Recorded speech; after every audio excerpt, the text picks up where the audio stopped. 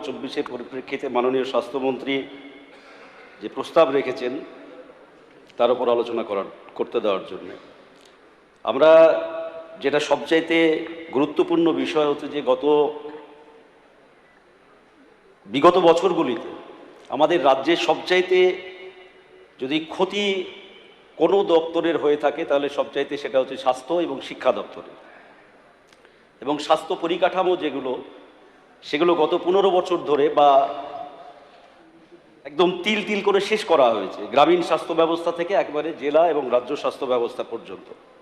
সেই কারণে আমাদের প্রথমত লক্ষ্য হওয়া উচিত এই বাজেটের এবং এই নতুন সরকারের, সেটা হচ্ছে যে একটা বিকেন্দ্রীভূত উন্নত স্বাস্থ্য ব্যবস্থা যা গ্রামীণ প্রান্তিক মানুষের কাছ পর্যন্ত পৌঁছে দেওয়া যায়, সেই রকম একটা স্বাস্থ্য ব্যবস্থার পরিকল্পনা আমাদের হচ্ছে যে এই বিধানসভা থেকে নেওয়া উচিত। যাতে আমরা দেখেছি গত আরজিকর অভয়াকাণ্ড, এই ধরনের ঘটনাসহ স্বাস্থ্য ব্যবস্থাতে যেগুলো দুর্বলতা আমাদের আছে এই সময়ে তৈরি হয়েছে, সেইগুলোকে হচ্ছে যে চিহ্নিত করে সেগুলো আগে দূর করা দরকার, যা সাধারণ মানুষকে প্রভাবিত করে।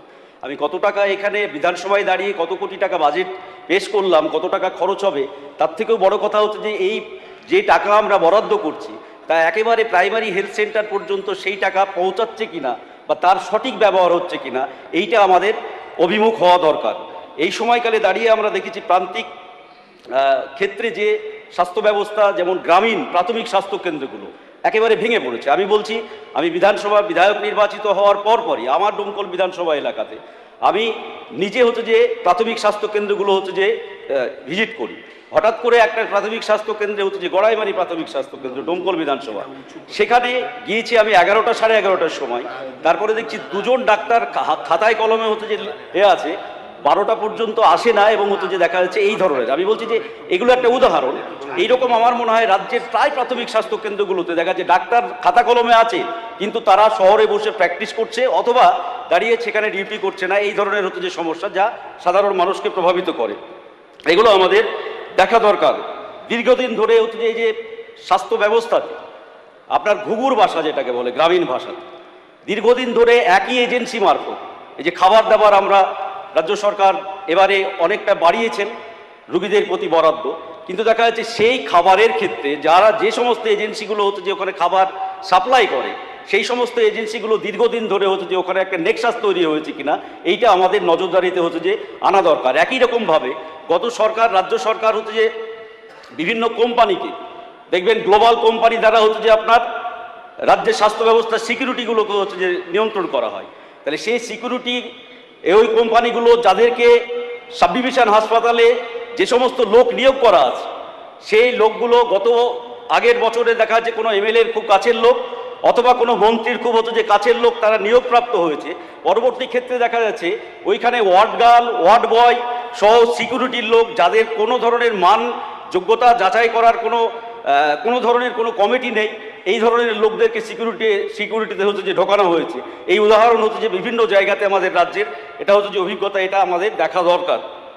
দ্বিতীয়ত হচ্ছে যে না হলে হাসপাতালে যেটা এই সরকার বা আমরা চাই, সবাই বিধানসভার সকল সদস্যই চাই যে বিগত দিনের যে ঘটনাগুলো ঘটেছে হাসপাতালের অভ্যন্তরে, সেই ধরনের ঘটনাগুলো বিশেষ করে সিকিউরিটি ক্ষেত্রে যদি আমরা কোনো ধরনের শিথিলতা দেখাই তাহলে সেটা কিন্তু খুব ভয়ঙ্কর পরিস্থিতি হবে। আমার বিধানসভা এলাকায় মাননীয় স্পিকার একটা সাব ডিভিশন হাসপাতাল আছে, কিন্তু সেই হাসপাতালে দেখা যাচ্ছে আরও একটা সমস্যা, যেটা সাধারণভাবে আমাদের মাননীয় স্বাস্থ্যমন্ত্রী এই বিষয়টাকে অ্যাড্রেস করেছেন, কিন্তু মিডিয়াতে আমি বলছি যে এটা শুধু মিডিয়াতে বা হচ্ছে যে বাইরে বক্তৃতাতে আমরা জনপ্রিয়তা অর্জন করার জন্য বললে হবে না।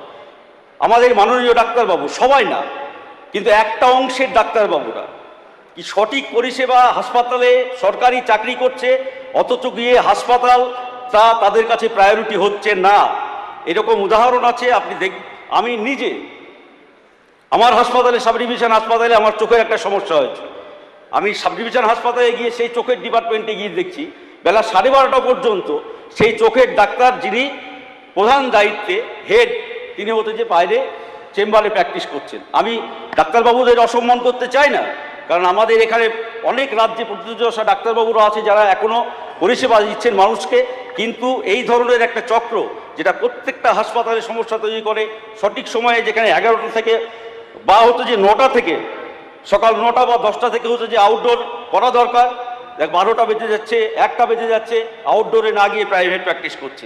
এই বিষয়গুলো হচ্ছে যে আমাদের গুরুত্ব দিয়ে হচ্ছে যে দেখা দরকার। একই রকমভাবে স্বাস্থ্য ব্যবস্থার মূল যে বিষয়টা হচ্ছে যে স্বাস্থ্য সচেতনতা, সেই ক্ষেত্রে আমাদের আশাকর্মীরা আছে।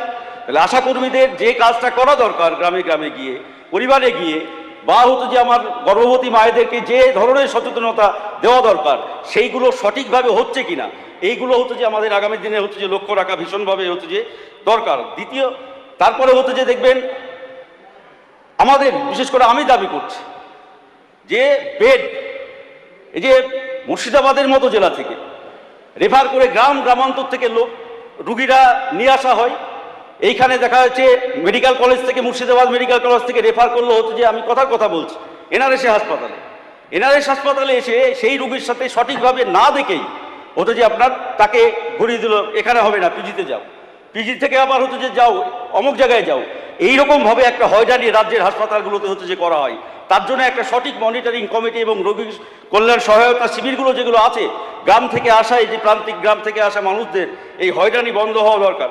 আর একটা মারাত্মক প্রবণতা যে হাসপাতালগুলোতে তৈরি হয়েছে, সেটা হচ্ছে যে সাবডিভিশন হাসপাতাল, বেড আছে, ফাঁকা বেড পড়ে আছে। আমি বলছি যে ডোমকলেই আমরা সেদিন সিএমওএস সাহেবকে নিয়ে একটা 20 সদস্যের টিম সহ আমি থেকে ভিজিট করছি, সমস্ত ডিপার্টমেন্টকে হচ্ছে যে সিএমওএস সাহেব একের পর এক জিজ্ঞাসা করছে। দেখা যাচ্ছে এই প্রবণতা দেখা গেল সেখানে দাঁড়িয়ে এমার্জেন্সিতে রুগী আসার পর শুধুমাত্র 1 মিনিটের মধ্যেই আবার তাকে এমার্জেন্সি থেকেই রেফার, অথচ হাসপাতালের ভিতরে বেড আছে, তাকে ভর্তি করা, 1 ঘন্টা অবজারভেশনে রাখা বা 1-1.5 ঘন্টা দেখা, এসবের কোনো বালাই নেই। এই ধরনের হচ্ছে যে প্রবণতাগুলো যেগুলো আমাদের দেখা দরকার। তবে আমরা সার্বিকভাবে যে কথা এই বইয়ে লেখা আছে সেই কথা আমরা বাস্তবায়িত করতে পারবো। আমাদের যে উদ্দেশ্য, তার সাথে সাথে আয়ুর্বেদিক, হোমিওপ্যাথি চিকিৎসা, এগুলোকেও হচ্ছে যে আমাদের ভীষণভাবে গুরুত্ব দেওয়া দরকার। আমাদের ভারতবর্ষের আয়ুর্বেদিক চিকিৎসা, সেগুলোও আয়ুর্বেদিক সেন্টার যেগুলো আছে সেগুলো ধুঁকছে বিভিন্নভাবে হচ্ছে যে পরিকাঠামোগতভাবে, এবং হচ্ছে যে সেই দিকে নজর না দেওয়ার কারণে।